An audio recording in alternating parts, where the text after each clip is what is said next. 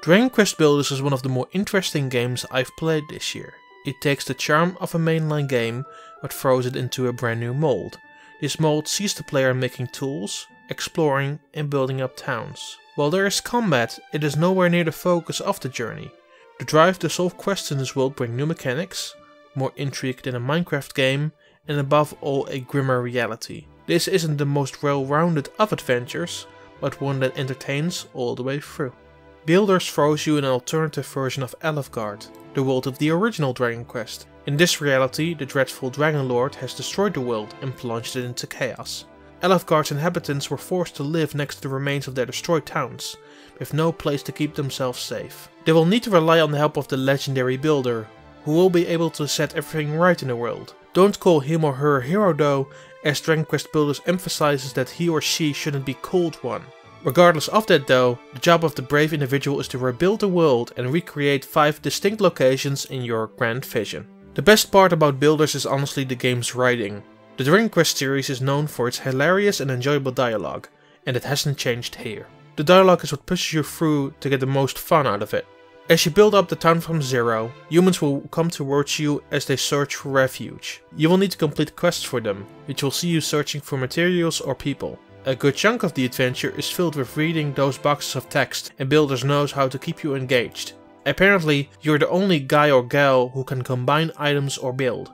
The people have forgotten what the word build even means.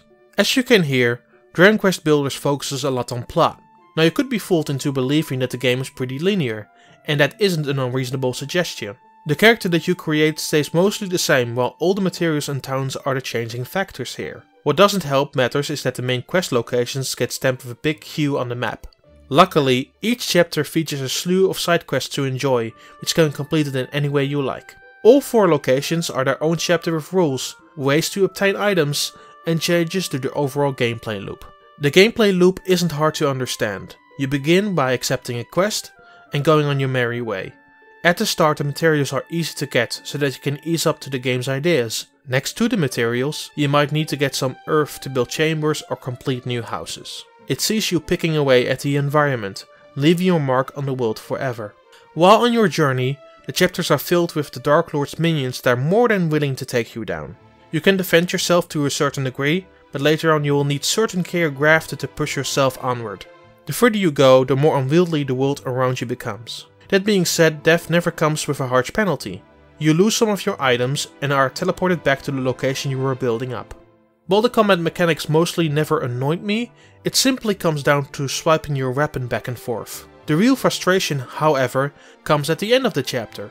You will have to fight bosses by crafting unique weapons that require quite rare materials.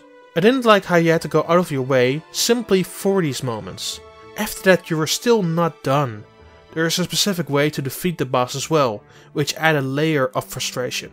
After collecting everything you need, it's time to focus on the crafting side of things. In some instances, you will get a blueprint with specific rules on what should be placed within. It is one way how Dragon Quest Builders keeps you in check and force you to play by its ideas. While the building and placing is your standard building game fare, the way that the towns develop and what you use is vastly different. Progression doesn't carry over from one chapter to the next, and at every beginning, the slate is wiped clean. From collecting plants to mostly mining, each chapter has its own specialities to keep the building aspect alive and unique. By building a lot, your town will grow in level and open up even further. Next to building up towns, you will create useful items for the inhabitants. It's not uncommon to see a new ally ask for some medicine or simply a bed to sleep on. Regardless of what the quest is, more important are the rewards presented to you. You might be granted new workshop recipes or additional materials to get the work done. If you're getting sick of playing by the rules, you can make your own creations in the Terra Incognita. This will unlock after the first chapter has finished and will keep expanding with every additional one you wrap up. It is truly a free build mode as the enemies will not attack your base, allowing you to have a pure creative outlet. Dragon Quest Builders looks real good on the Nintendo Switch. It has a solid presentation that brings sharp visuals and an incredibly charming style to the platform. The world is entirely built out of voxels, which adds to the retro feel of the game. Regardless of how you are playing Dragon Quest Builders, the camera is good for the most part. The third person or overhead camera points work excellent, but the first person mode stinks in tight places. It feels very cramped, and you don't always know where you are going. The music isn't anything to write home about. It is fine in smaller chunks, but after a while, I found myself putting on different music while I played.